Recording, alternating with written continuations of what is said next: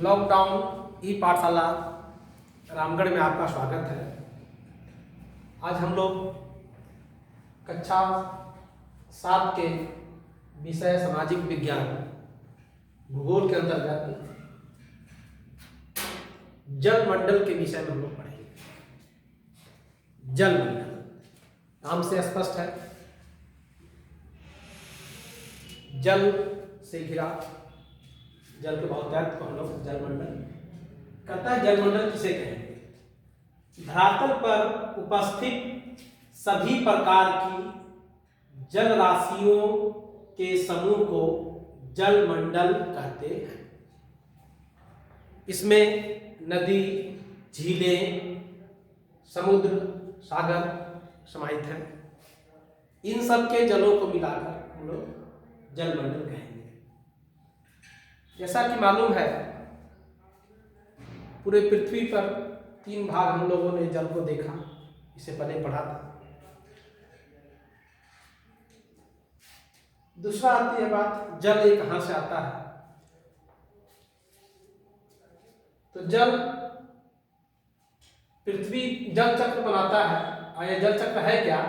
पृथ्वी पर उपस्थित जल का प्रवाह महासागर, वायुमंडल एवं स्थल के बीच लगातार होता रहता है। इसे जल चक्र कहते हैं। अर्थात वर्षा के रूप में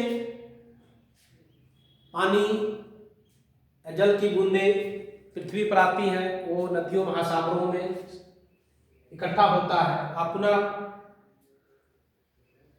भाप बन करके वह बादल के रूप में वर्षा होती है और पुनः पृथ्वी पर आता है। इस प्रकार यह चक्र लगातार चलता रहता है।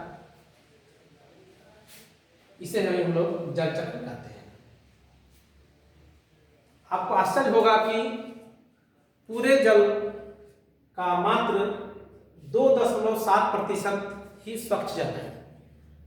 बाकी जल जो है नमक या लवणीय जल है, जो 97.3% है। स्वच्छ जल मात्र 2.7% है। हम लोग अब देखेंगे पृथ्वी पर जल का वितरण कैसे है।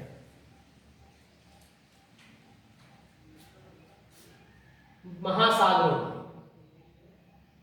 जल का अधिकांश भाग महासागरों में है, जो 97.3% है। उसके बाद आता है हिमानी बर्फ, ग्लेशियर के रूप में, यह 2% है। तीसरा भूमिगत जल, पृथ्वी के अंदर जो जल उपस्थित होता है वह भूमिगत जल कहलाता है और इसका प्रतिशत है 0.68%। अगला है झीलों का अलवण जल यानी मीठा जल। मीठा जल भी बहुत ही कम, अर्थात 0.009% है।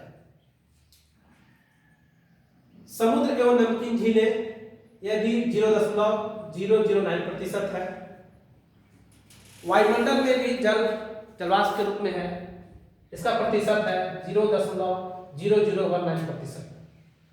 और जो नदियां बहती हैं उसमें मात्र जल 0.0001% है।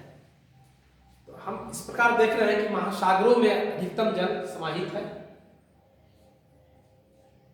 अगला है महासागरीय जल की गतियां। महासागरीय जल लगातार गतिशील रहता है और ये महासागरीय गतियां कहलाती हैं, जो 3 प्रकार की हैं। पहला तरंग, दूसरा ज्वार भाटा और तीसरा महासागरीय धाराएं। तरंगे समुद्र के सतह पर उठती हैं, जो 15 मीटर से कम होती हैं तो उसे हम लोग तरंग के रूप में कहेंगे। ये तरंगे जब 15 मीटर से अधिक ऊंचाई को पार कर जाती हैं तो ये सुनामी कहलाता है। जैसा कि स्पष्ट है, सुनामी 2 शब्द, एक जापानी शब्द है जो शु और नामी शब्दों से बना है। जिसका अर्थ है स्थल की ओर आती हुई लहरें, अर्थात समुद्र के अंदर एक बड़ी बड़ी लहरें जब उठती हैं तो काफ़ी खतरनाक और विकराल रूप धारण कर लेती हैं, जिससे जान माल की क्षति होती है। सबसे अधिक खतरनाक सुनामी दिसंबर 2004 में हुआ था, जिसमें काफ़ी जान माल की क्षति हुई थी, हमारे देश में भी इसका प्रभाव पड़ा था। तो ये धाराएं खतरनाक है। अगला है, हम लोग पढ़ेंगे महासागरीय धाराएं। तो कहता है महासागर की सतह पर निश्चित दिशा में नियमित रूप से बहने वाली जल धाराओं को महासागरीय धाराएं कहते हैं। ये महासागरीय धाराएं दो तरह की होती हैं, उष्ण महासागरीय धाराएं और दूसरी ठंडी। उष्ण महासागरीय धारा का उदाहरण है गल्फ स्ट्रीम, और ठंडी महासागरीय धारा का उदाहरण है लेब्राडोर की धारा। इस तरह से हम लोग जलमंडल के विषय में देखें कि अधिकतम भाग पानी में जो लवणीय जल का है और स्वच्छ जल का भाग मात्र 2.7% है।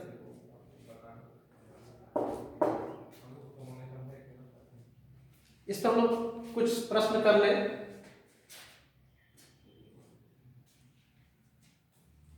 पहला प्रश्न इसमें आता है कि स्वच्छ जल का प्रतिशत कितना है, तो हम इसका उत्तर बताएंगे 2.7%।